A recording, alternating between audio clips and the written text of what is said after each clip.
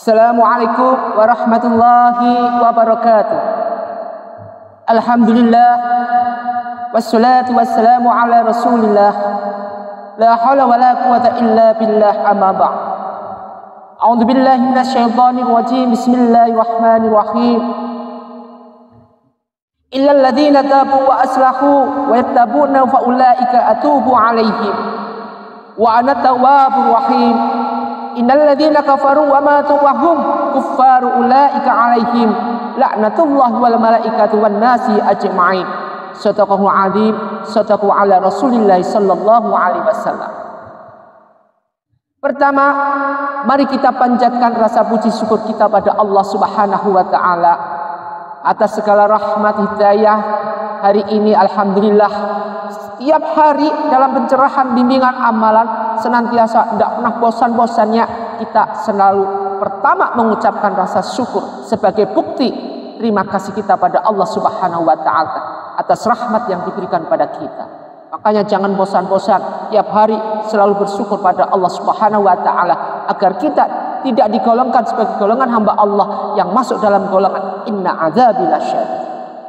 Salawat dan salam mari kita haturkan pada junjungan kita Nabi Muhammadin sallallahu alaihi wasallam, sebagaimana dia adalah nabi pilihan Allah, kekasih Allah, kesayangan Allah sendiri. Baginda Rasulullah sendiri juga sayang buat pada umatnya, sayang cintanya pada umatnya, masya Allah tidak bisa terukurkan. Saking cintanya pada umatnya sampai baginda Rasulullah sallallahu alaihi wasallam rela menanggung separuh daripada sakaratul maut umatnya. Ma'asyiral muslimin muslimat rahimakumullah, jamaah pencerahan bimbingan amalannya Ustadz Takdimi, Ustadz Mulia. Zaman sekarang bukan zaman lagi di mana manusia sudah bisa meletakkan mana yang dimaksud dengan kebrutalan, mana yang dimaksud dengan iman, dan mana yang dimaksud dengan kemaksiatan. Manusia sekarang pada dasarnya mereka mengerti, paham, jelas. Sebenarnya dia bisa memahami Al-Quran, tetapi terbentur dengan kemauan dan iman di dalamnya. Sehingga pemuda-pemuda sekarang, anak generasi sekarang lebih cenderung untuk menggunakan waktunya di luar apa yang dinamakan real agama, di luar apa yang dinamakan dengan syariat-syariat Islam. Apalagi makrifat kagak pernah sama sekali. Pemuda sekarang lebih cenderung memilih suatu kehidupan di mana lebih memanfaatkan dan lebih memperluaskan, memperbesar ilmu-ilmu teknologi di luar agama. Alias apa? Dia lebih cenderung mempelajari segala ilmu yang ada hubungannya dengan kecanggihan zaman di akhir ini. Sering dia saking sibuknya sehingga dia lupa dengan apa yang Allah perintahkan. Dengan menjalankan sholat sudah kagak pernah sama sekali. Dengan menjalankan ibadah sudah sama ogah-ogah aja. Dengan menjalankan segala perintah Allah yang Allah wajibkan, apa yang baginda Rasulullah SAW itu sunahkan, sudah nggak lagi mau, sudah nggak lagi dia jalan sesuai dengan jalan-jalan yang sudah disepakati antara manusia dengan Allah. Maka dari itu, di sini ada 7 pemuda yang masuk dalam golongan di bawah naungan Allah. 7 pemuda ini adalah di bawah naungan Allah Subhanahu wa taala. Artinya apa? Dia mendapat syafaat dari Allah Subhanahu wa taala. Dia juga mendapatkan syafaat dari baginda Rasulullah sallallahu alaihi wasallam. Jadi 7 pemuda ini, 7 golongan pemuda ini mendapatkan syafaat dari baginda Rasulullah, iya, mendapatkan pertolongan atau syafaat dari Allah, iya. Mudah-mudahan kita masuk dalam golongan 7 golongan pemuda ini. Ma'asyiral muslimin muslimat rahimatullah, dimuliakan Allah Subhanahu wa taala. Allah Rasulullah sallallahu alaihi wasallam. Jadi Nabi Muhammad sallallahu alaihi wasallam bersabda, 7 golongan yang akan mendapatkan naungan Allah Subhanahu wa taala pada hari di mana pada waktu itu tidak ada naungan kecuali naungan hanya dari Allah Subhanahu wa taala. Siapa 7 golongan itu? Maka sering kita dalam suatu perintah ajaran Islam, perintah Allah Subhanahu wa taala disebutkan fadhkuruni, maka ingatlah kepadaku. Adzkurkum, aku pun akan ingat kepada hambanya. Jadi kalau kita ingat pada Allah, Allah akan ingat kepada kita. Dengan cara apa? Ini 7 golongan ini.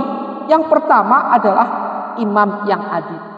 Jadi imam yang adil, seorang pemimpin yang adil, yang sekarang lagi banyak gencar-gencarnya, di mana pemimpin sudah tidak lagi mengindahkan kehidupan rakyat, di mana seorang imam sudah tidak lagi menggunakan haknya sebagai imam atau dia menzalimi makmum, di mana seorang imam sudah tidak bisa lagi mencontohkan suri tauladan yang bagus. Sekarang lagi gencar-gencar, lagi boomingnya yang terjadi detik dan era di zaman sekarang ini.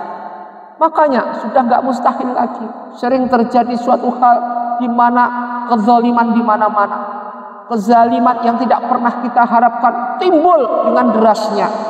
Ini adalah suatu ide-ide seorang yang punya otak, seorang pemimpin, seorang imam yang punya diktatoris dalam pikirannya, sehingga tercetuslah segala hal yang tidak diinginkan makmum, yang tidak diinginkan rakyat. Rakyat sengsara, makmum menderita, dan mereka yang di atas tidak mau peduli apa yang terjadi. Ini 7 golongan ini, satu adalah imam yang adil. Karena Allah akan minta pertanggungjawaban dari seorang imam, seorang pemimpin nantinya. Apa dikira mudah menjadi seorang pemimpin? Susah jadi seorang pemimpin. Setiap kali ada penderitaan satu rakyat, satu nyawa yang mengakibatkan zaliman, dia akan dimintain pertanggungjawaban nantinya di sana. Maka seandainya kata kita orang pemimpin memutuskan suatu peraturan yang baru secara diktatoris sehingga mengakibatkan makmum atau rakyatnya menderita, berapa tuntutan, berapa yang harus nanti dipertanggungjawabkan pada Allah Subhanahu wa taala. Ini bukan hal yang mudah. Sebagaimana khalifah, salah satu khalifah ketika dia tunjuk untuk menjadi seorang pemimpin negara pada waktu itu, apa yang dia ucapkan? Kalau sekarang enggak. Sekarang orang berlomba-lomba menjadi seorang pemimpin, bahkan dia rela mengorbankan uangnya dengan adalih apapun, maupun itu uang pinjam di mana-mana, enggak tahu. Yang penting dia bisa menjadi seorang pemimpin, kemudian dia booming menjadi seorang pemimpin. Dia enggak mikir kalau menjadi seorang pemimpin di mana nanti pertanggungjawabannya. Yang dia pikirkan adalah satu, bagaimana dia menjadi wah di mata masyarakat. Enggak mikir yang lain. Kalau zaman dulu ketika khalifah diangkat menjadi seorang pemimpin, apa yang diucapkan?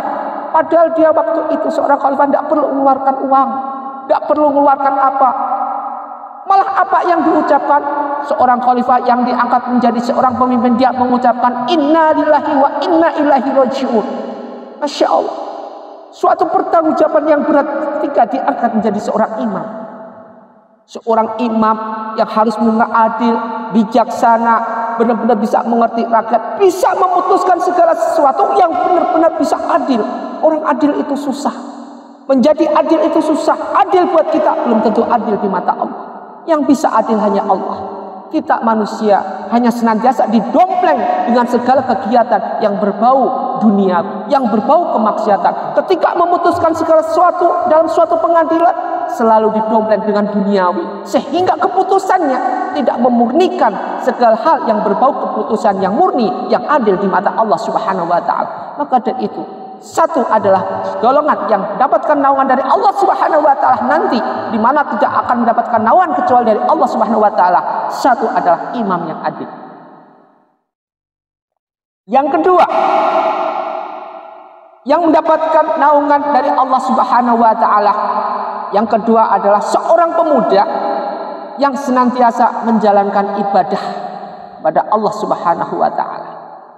Seorang pemuda yang tumbuh dalam beribadah kepada Allah, tidak pernah ada henti-hentinya, maka ini mendapatkan satu, yaitu menaungan dari Allah Subhanahu wa taala nanti. Seorang pemuda. Jadi bukan seorang yang sudah menikah, bukan. Seorang pemuda yang dari kecil, dari setelah dia akhir balik, kemudian dia cinta dengan ibadah pada Allah Subhanahu wa taala. Cinta dengan Allah. Dalam hatinya tertanam makrifat yang tinggi, kecintaannya pada Allah, senantiasa diam dan zikir pada Allah Subhanahu wa taala, ya Rabb, dan dia bisa meneteskan air mata tiap detik. Teteskan air mata bukan karena kesalahan, bukan karena apapun, karena cintanya ingin sayang, ingin bisa ketemu sama Allah Subhanahu wa taala. Ini seorang pemuda yang cinta pada dan beribadah pada Allah Subhanahu wa taala.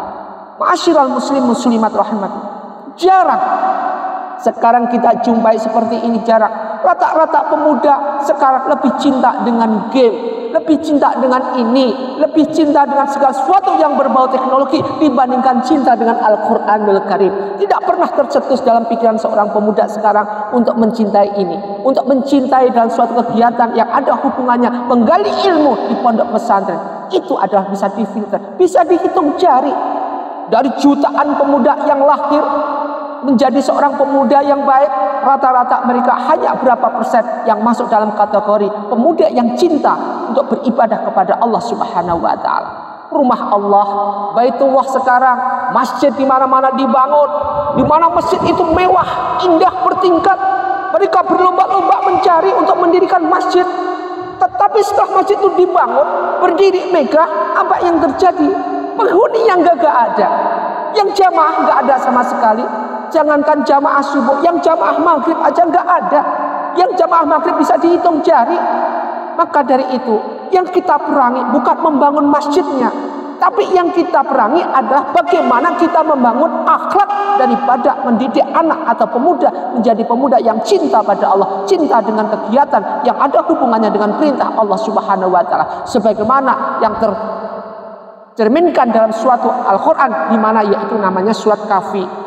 Surat Kahfi itulah seorang pemuda Ashabul Kahfi dengan anjing yang bernama Khidmir sampai bisa masuk surga. Karena apa? Karena cinta dia pada Allah Subhanahu wa taala. Ini sudah menjadi contoh bagaimana kalau kita menjadi pemuda yang cinta dengan Allah, Allah akan berikan suatu hal yang di luar pikiran kita, di luar nalar kita. Wa may yatawakkal 'ala Allah fa huwa hasbuh. Siapa yang bertawakal kepadaku, akan aku cukupi segala kebutuhan daripada orang itu, daripada pemuda yang cinta pada Allah Subhanahu wa taala. Maka dari itu, tingkatkanlah, didiklah iman kita menjadi iman yang utuh, iman yang cinta dengan keberadaan Allah Subhanahu wa taala. Qul wallahu ahad, Allahus samad, lam yalid wa lam yulad wa lam yakul lahu kufuwan ahad.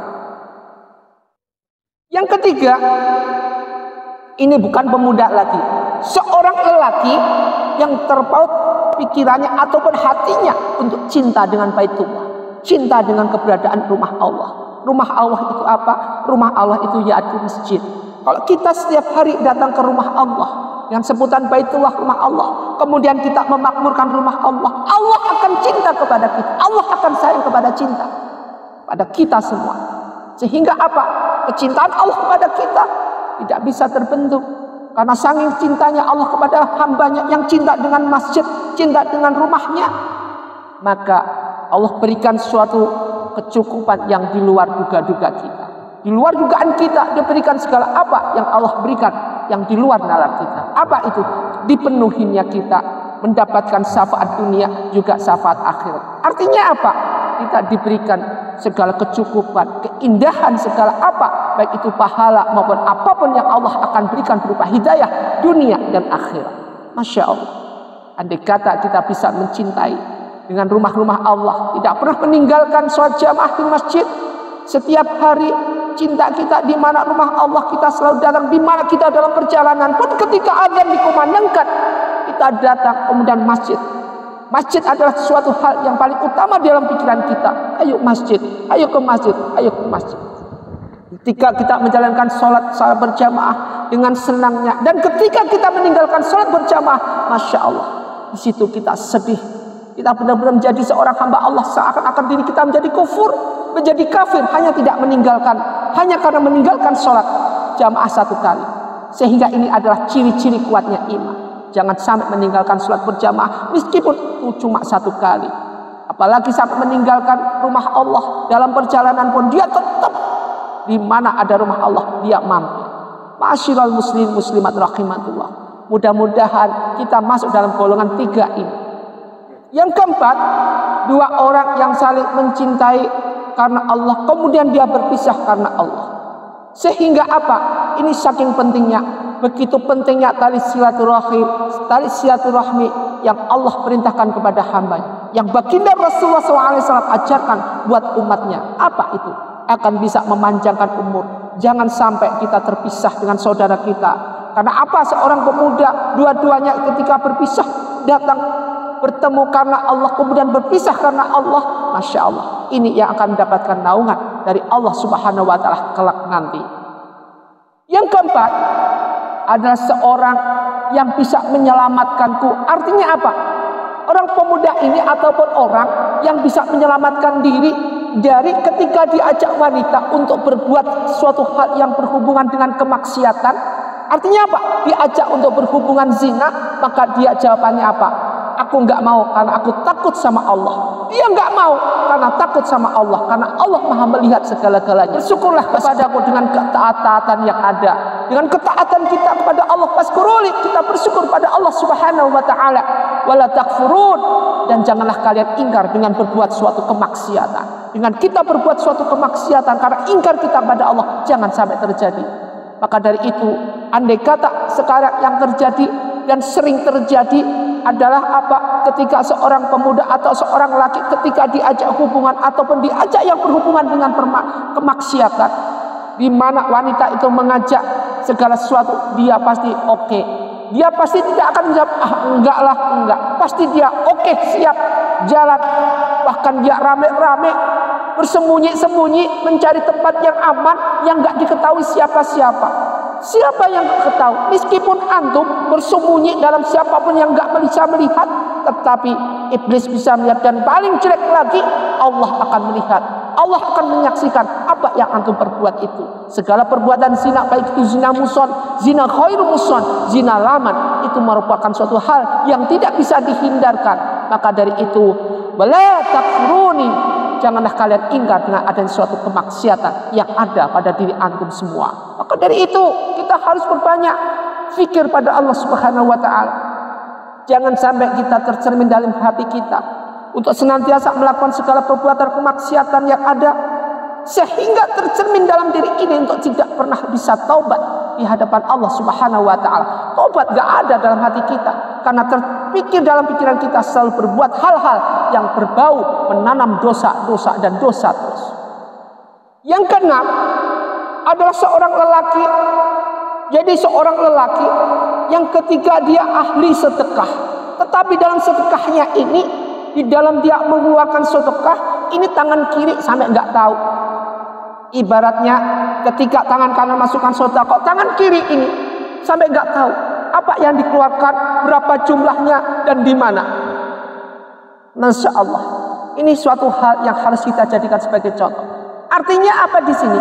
Tingkat keikhlasannya luar biasa. Dengan tingkat keikhlasan dan keridhaan di luar nalar seperti ini, benar-benar ridho, sedekah karena Allah Subhanahu wa taala. Sedekah karena Allah Subhanahu wa taala, tidak ada paksaan, dengan ikhlas ridho karena Allah. Ini merupakan suatu istadzrizqo. Allah akan berikan cukupan, Allah akan berikan hidayah, rahmat, dan Allah akan berikan rahmat bukan di dunia. 99 rahmat nantinya akan kita dapatkan di akhirat kelak. Maka dari itu, sedekah adalah memutuskan segala sesuatu yang berbau dosa. Sedekah akan mengakhiri segala apa yang berbau dosa dan akan menutupi segala 70 segala kesalahan dan dosa-dosa yang ada. Ma'asyiral muslimin muslimat rahimatullah. Sebenarnya Allah sudah bukakan begitu banyak peluang-peluang kita untuk menuju alam surga, untuk menuju suatu kebaikan, di mana kebaikan itu adalah suatu hal yang tidak bisa kita tutupi. Kita mudah melangkah ke depan, tapi pada dasarnya hati ros ini, pikiran kita dihinggapi dengan ribuan iblis. Bukan 1-2 iblis, ribuan iblis dalam hati kita, dalam tubuh kita. Sehingga ketika kita menjalankan ibadah pada Allah, terasa berat. Ketika kita mau bangun sholat hajat, terasa berat sekali, susahnya minta ampun. Mata mau dibuka untuk bangun, susahnya minta ampun. Kemudian apa yang terjadi? Kita tidur, kita ngorok, kemudian kita berbuat segala sesuatu yang bukan dalam perintah Allah Subhanahu wa taala. Yang ketujuh, seorang pemuda atau laki-laki yang menyendiri berzikir karena Allah Subhanahu wa taala. Setiap malam berzikir, mengeluarkan air mata, berlinang air matanya karena zikir pada Allah Subhanahu wa taala, cintanya pada Allah Subhanahu wa taala. Ya ayyuhalladzina amanu ista'inu bis-shalah. Bismillahirrahmanirrahim. Ya ayyuhalladzina amanu ista'inu bis-sabri was-shalah. Innallaha ma'asy-syabirin. Ya ayyuhalladzina amanu, wahai orang-orang beriman, ista'inu, beriman, mohonlah pertolongan kepadaku. Kita mohon pertolongan kepada Allah Subhanahu wa taala. Minta pertolongan pada Allah dengan zikir tadi. Bisabri dengan sabar. Kita zikir di sini sabar. Zikir pada Allah dalam kesendirian, sholat tahajud, bangun tengah malam dalam kesendirian, mohon pada Allah, berlinang air mata karena cinta pada Allah. Bisolat dengan sholat. Dengan sholat ini juga kita dengan sholat sunnah, sholat tahajud di tengah malam, mohon pada Allah Subhanahu wa Ta'ala. Innallaha ma'asyabirin, dan sungguhnya Allah bersama orang-orang yang sabar. Ini dengan firman Allah surat Baqarah ini di ayat 153 ini sudah dijelaskan begitu pentingnya akan segala sesuatu yang berbau kesabaran.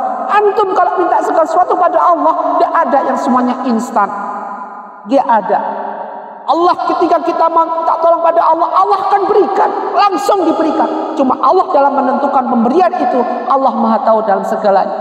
Di sini disebutkan dalam bisabri was sholat, dengan sabar dan sholat. Lakukan dengan sabar dan sholat. Jangan suatu hal yang berbau instan. Di sini disebutkan tidak ada. Bi instan tidak ada. Bi instan was sholat tidak ada. Bisabri was sholat, dengan sabar. Selalu dengan kesabaran itu, maka Allah selalu bersama dengan kita. Innallaha ma'asyabirin, bersama orang-orang sabar. Ma'asyiral muslimin muslimat rahimatullah. 7 golongan ini yang benar-benar masuk dalam kita, yang dapat naungan dari Allah Subhanahu wa Ta'ala. Alangkah baiknya kalau kita menjadi golongan-golongan hal seperti ini. Ma'asyiral muslimin muslimat rahimatullah, mudah-mudahan kita menjadi golongan hamba Allah yang masuk dalam 7 golongan ini. Semoga bermanfaat. Mari kita bersolawat.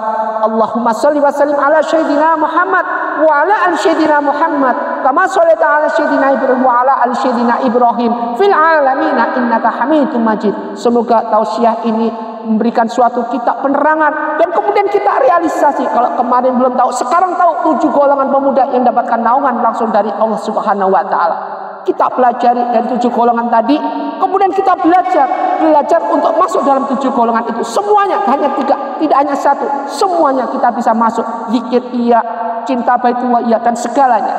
Maka dari itu, dekat hati kita dengan ini Al-Quran, bisabri was sholat, dengan sabar, dan kita senantiasa mendirikan sholat. Semoga bermanfaat. Wabillahi taufiq wal hidayah. Wassalamualaikum warahmatullahi wabarakatuh.